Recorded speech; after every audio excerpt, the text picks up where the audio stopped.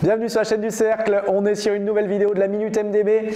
On va parler de l'importance de prévoir différentes éventualités, différents scénarios lorsqu'on va projeter, modéliser nos opérations. Qu'est-ce que ça veut dire prévoir différents scénarios? Eh bien ça veut dire que déjà on va prévoir plusieurs possibilités de marge en fonction des prix de sortie. Donc généralement ce qu'on fait c'est qu'on va avoir une marge basse, une marge haute et une marge moyenne. Qu'est-ce qu'on cherche à faire là-dedans? Eh bien on cherche à être sûr que lorsqu'on va modéliser selon la marge basse, c'est-à-dire les prix bas à la revente, on voudrait atteindre la marge minimum, notre cut-off, notre limite inférieure de ce qu'on est capable de supporter. On va dire, généralement, ça va être, hop, on va le mettre en noir, ici, nos 20%.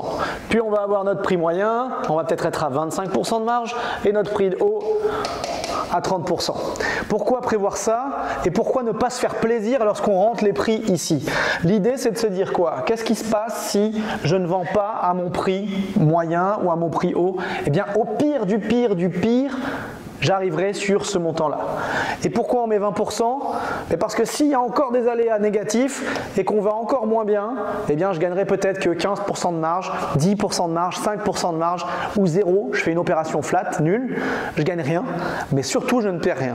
Parce que je tiens à vous le rappeler, lorsque vous êtes marchand de biens, investisseur immobilier, vous allez mettre vos propres fonds propres dans l'opération, vos propres patrimoines financiers dans l'opération. Et l'idée, c'est pas du tout de le mettre en risque au point de le perdre. Alors, je ne dis pas qu'un entrepreneur ne doit pas prendre de risques, on est toujours là dans des opérations qui ont un certain risque, mais il faut le mesurer. Et le fait de prévoir ces différentes sorties de prix, c'est quelque chose de base qui doit être fait systématiquement. Ne vous faites pas plaisir avec la marge basse en surévaluant les prix. Si le prix au mètre carré très bas, c'est-à-dire ça vend dans la semaine, c'est 1800, n'allez pas mettre que finalement pour arriver aux 20%, on met 1850. Peut-être que c'est juste que votre opération n'est pas assez rentable. Il va falloir renégocier, il va falloir optimiser, que ce soit les devis, que ce soit les frais de portage, etc. Mais ne vous faites pas plaisir sur les marges basses. Donc ça c'est la première chose par rapport au scénario de revente. L'autre éventualité et les autres choses à prévoir, ça va être les scénarios de revente sur l'opération en elle-même.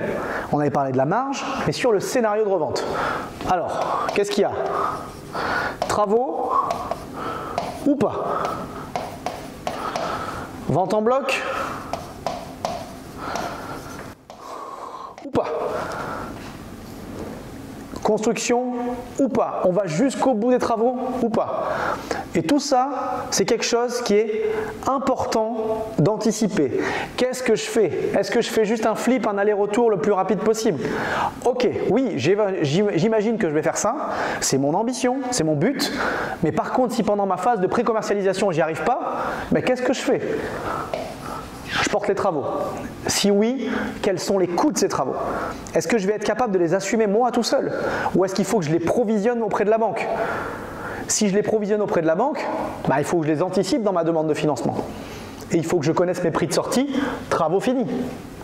Si au contraire, je compte les supporter moi-même sur mes fonds propres, bah, je suis OK. Et je vais pouvoir les assumer et les payer.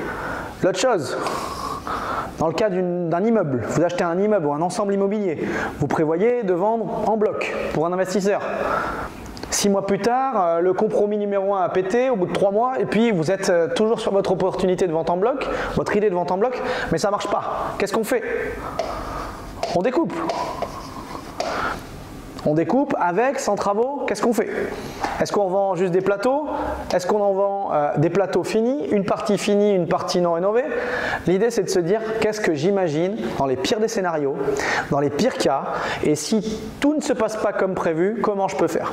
Donc en optimisant et en analysant comment je peux être certain de ma marge basse, avec des marges basses qui soient quand même cohérentes par rapport à ce que vous souhaitez, avec des frais de portage et des durées de portage suffisamment longues, et en étant sûr et certain que dans l'éventualité où le scénario 1 ne marche pas, quel est mon scénario 2, quel est mon scénario 3, etc. jusqu'à ce que je puisse déboucler l'opération.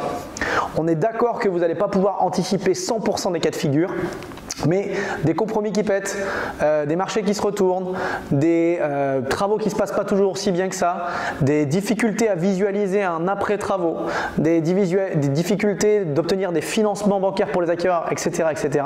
sont tout un tas de raisons qui nous poussent et qui nous amènent à prendre des risques, mais mesurés, dans la mesure où on va pouvoir avoir anticipé ces risques-là, identifier potentiellement les différentes cas de figure qui pourraient dégrader notre opération et comment on va pouvoir faire face.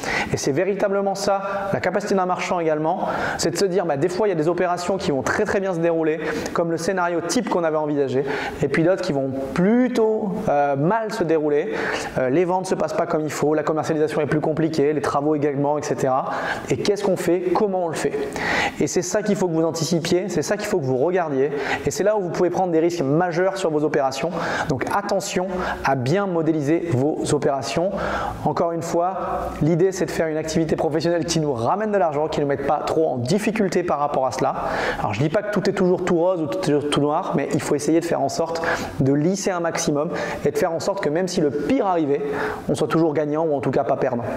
J'espère que cette vidéo vous a plu, qu'elle ne vous fasse pas trop peur, c'est pas le but non plus, mais l'idée c'est de montrer qu'on n'a rien sans rien, on anticipe les choses, on est un vrai professionnel, un entrepreneur, et si on fait les choses de cette façon-là, ça va bien se passer, je vous le garantis.